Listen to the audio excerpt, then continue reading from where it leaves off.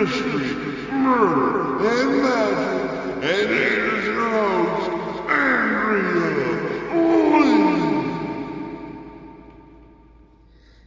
Good morning, afternoon, night, whatever time it is while you're listening.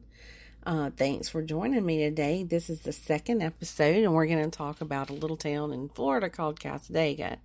Now, as of right now, right before I checked, there was 198 downloads of the first episode from last week.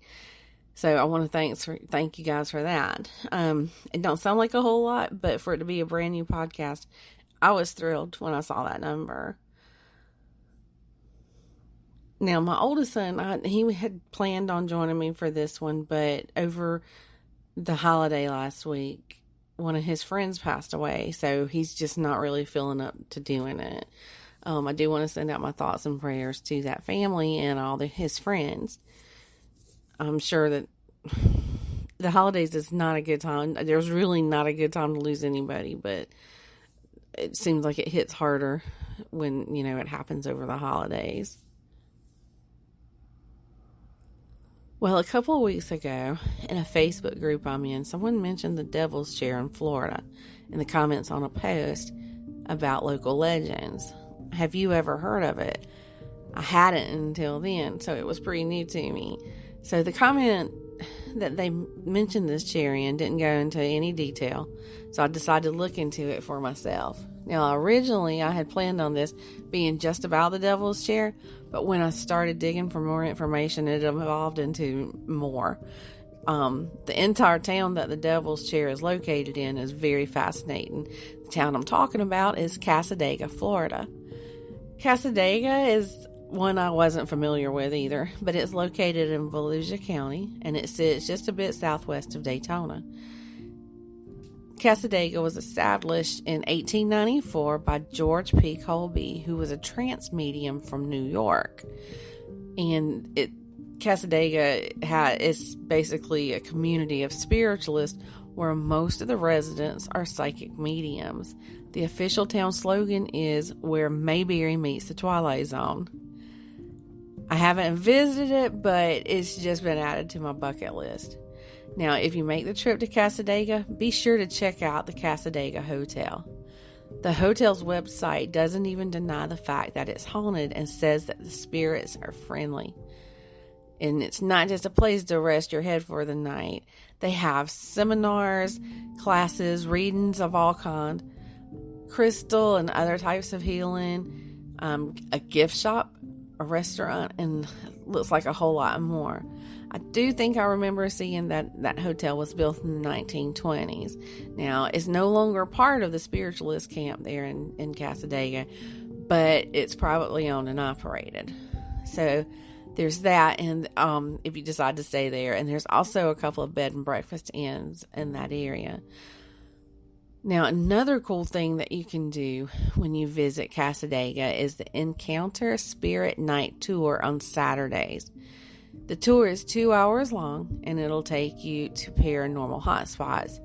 Taking pictures is allowed, but before you go to Florida specifically for that tour or to check out the hotel, you might want to check online or give them a call to make sure that COVID hasn't changed their business operations.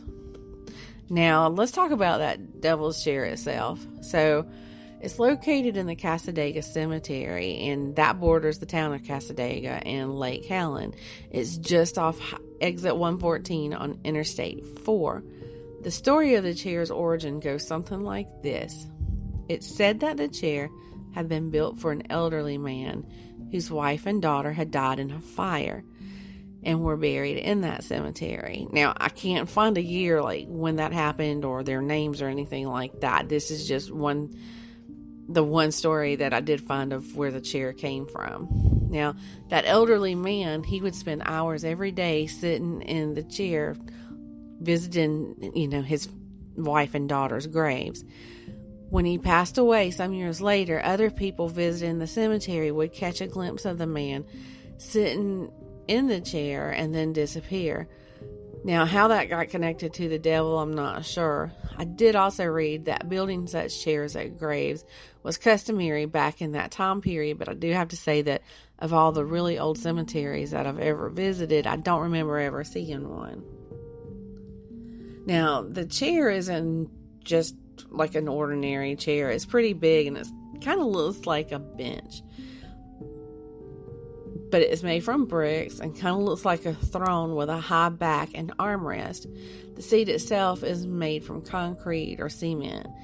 Don't look very, comfortable for the old man to have been, spending so much time at the cemetery and sitting there. So,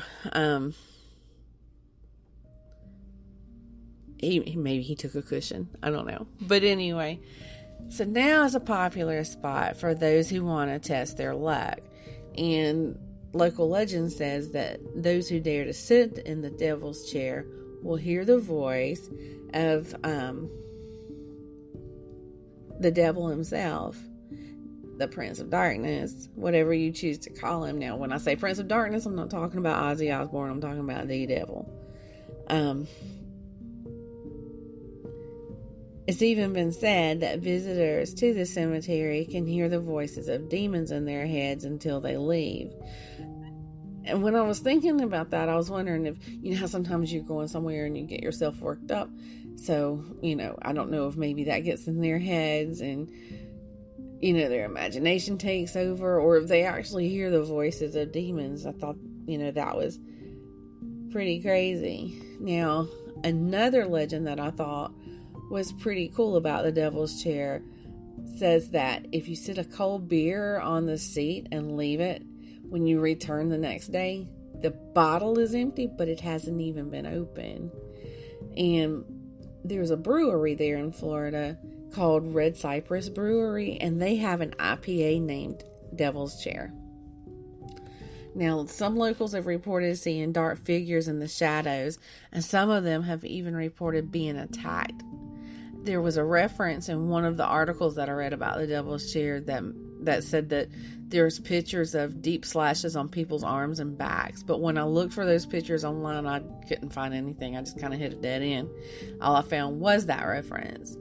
Now, I did find a lot of pictures on Facebook and a couple of other websites of brave people sitting in the chair itself, but I didn't see any injuries like in any of the photos. Now, am I brave enough to sit there in that devil's chair? Maybe for long enough to take a selfie and then I'm out of there. But yeah, I would definitely have to check it out. Now, the visits to the cemetery are prohibited after dark and on Halloween.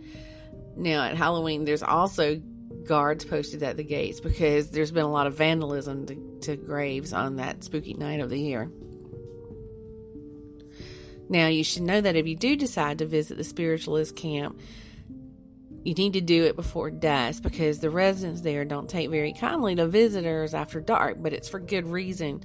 A lot of shenanigans by curious folks has brought this on. Those shenanigans have included throwing paint-soaked tampons at properties, vandalizing gravestones, and other mischievous, cruel pranks, especially around Halloween. According to the town's website, there are no way affiliated with that cemetery or the Devil's Chair. And I mentioned that you should go before dark. Now, if you are taking part in that tour that I mentioned earlier in this episode, I believe that's the only time you're allowed out after dark. On the streets in that Spiritualist camp. Now, that Spiritualist camp itself is like a quiet little village. Found references to it being a sister to Lilydale in New York.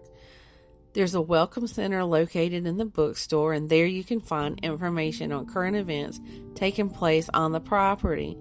At the Colby Memorial Temple, they offer church services on Sunday mornings and Wednesday evenings. There's world-renowned mediums and healers there that offer their services at different locations throughout the camp. They also offer what they call absentee healing. All you have to do is, on the Spiritualist camp's website, is like submit the first name, the first letter of the last name, and the zip code of the person needing healing. They gather each Thursday morning and have a healing meditation circle for those on the healing list. There's even reviews for the mediums and psychics and whatnot on Yelp. And all the ones that I read was that those mediums are very accurate and worth the money. So that's really all I've got for this one today. Now, I did find a few other locations of interest in Florida that I'm going to explore for a future episode. I want to thank you for tuning in. And remember, if you have any episode ideas, comments, or questions, email me at mysterymurdermagic, and that's MYSTERY, M as in Mary, URDERMAGICK @gmail.com.